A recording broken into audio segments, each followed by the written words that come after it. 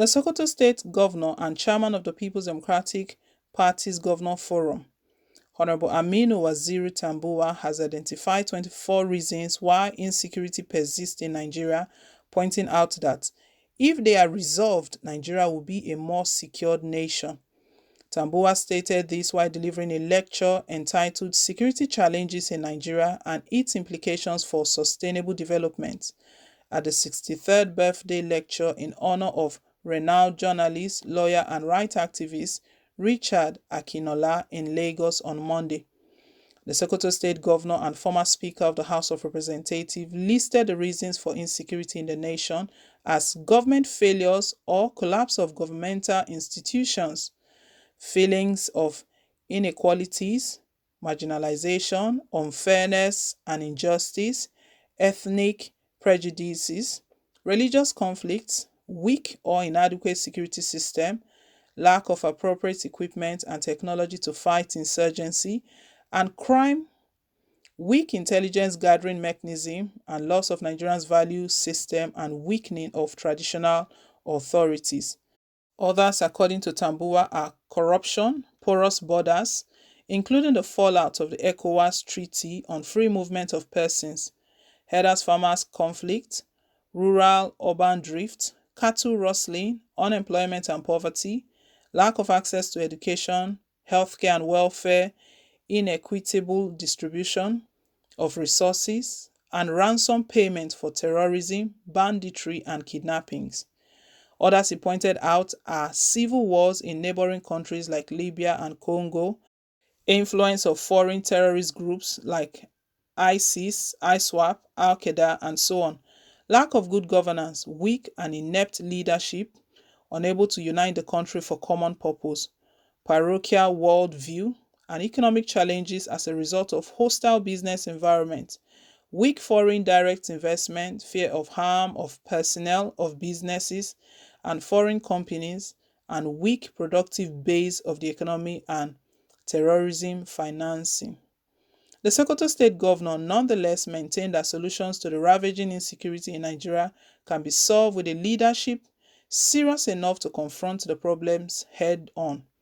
According to Tambuwal, it is my submission that Nigerians can still unite for the common good. Nigerians can still live together and strive for nationhood. A nation built on not just equality of opportunities, but love for one another, being one another's keeper. A caring and compassionate nation is still possible. We must build a country where no man or woman, group or section is oppressed. A nation where your tribe, tongue or religion wouldn't matter. We must build a nation that rewards talent and innovation and also ensures that no one or group is left behind. I believe strongly that we have the capacity and ability to vanquish all centrifugal forces that divide us. I leave you with the parting words of Nelson Mandela, one of the greatest gifts of Africa to the world and whose conduct in office is recommended for Nigerian leaders. Darkness cannot drive out darkness. Only light can do that. Hate cannot drive out hate. Only love can do that. Interesting. All of this that Tambo has just listed is all what is present in President Muhammad Buhari's administration. Well said. All of these are under his administration. PDP, they are the opposition party, and rightly so. They will point out all of the ill policies, all of the bad, all of the bad treatment from President Muhammad Buhari's government on civilians. See all he listed. He actually listed 24 reasons for insecurity in the country right now. 24 reasons why there are agitations. If you look at all of these things he listed and have a talk with Oduduwa Nation, have a talk with IPOB, you see that these are the same concerns. These are the same concerns. Marginalization, unfairness and injustice, ethnic prejudice, religious conflict, weak or inadequate security system, lack of appropriate equipment and technology to fight insurgency and crime. All of this he listed, all of these, weakening of traditional authorities, all of these are what are causing the challenges we're having in the country right now. It's so unfortunate anyway, and it's unfortunate that President Muhammadu Buhari's government, they've not identified all of this. That goes to show that they are not ready to even make amends. They are not ready to fix the cracks on the wall. Ever since a warning light has been coming that there are cracks on this wall, it has to be mended. If it's not mended, the wall is coming down. That wall is coming down. We've been warned of this long ago, but nothing has been done of it. See all these 24 things that Tambuwal stated. Financing of terrorism. Who is financing terrorism? Who is doing that? Is it not President Muhammadu Buhari's government that is doing that? Doing that in a way covering Fulani headsmen. President Muhammadu Buhari's government is the one that if he's truly he's ready for a change, he's ready for peace, he's ready for citizens to live comfortably. If he's ready for any of that, to create a very conducive atmosphere for citizens, as soon as citizens raise concern through the governors, because citizens raise the concern, it gets to the governor, and the governor brings it before the president, before the federal government. As soon as those concern reaches him, immediately he needs to act decisively.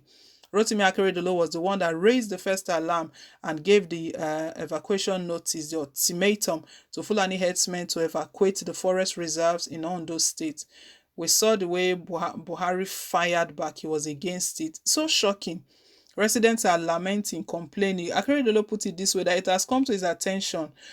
Citizens are complaining. They are lamenting too much that kidnapping activities is being carried out by these Fulani headsmen, and that forest reserve, that is where they use as their kidnapping site. That is where they use for collecting ransom. That is where they use for all sort of criminality. But ever since that time, since January, that the calls for an end to these Fulani headsmen, an end to open grazing, President Muhammadu Buhari has looked for one way or the other to give them lifeline to keep on operating.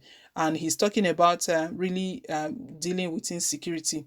The other day, it was so shameful. He came out to state that his strategies in fighting insecurity has paid off. Paid off where?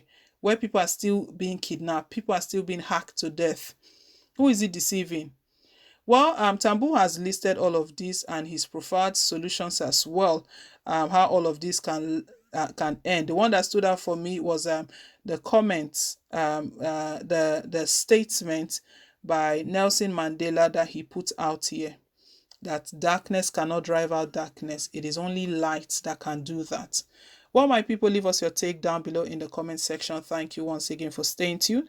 And please don't forget to like, share, and to subscribe. Also, hit on the notification bell. Thank you, and God bless you. Till I come your way again, more updates. Bye.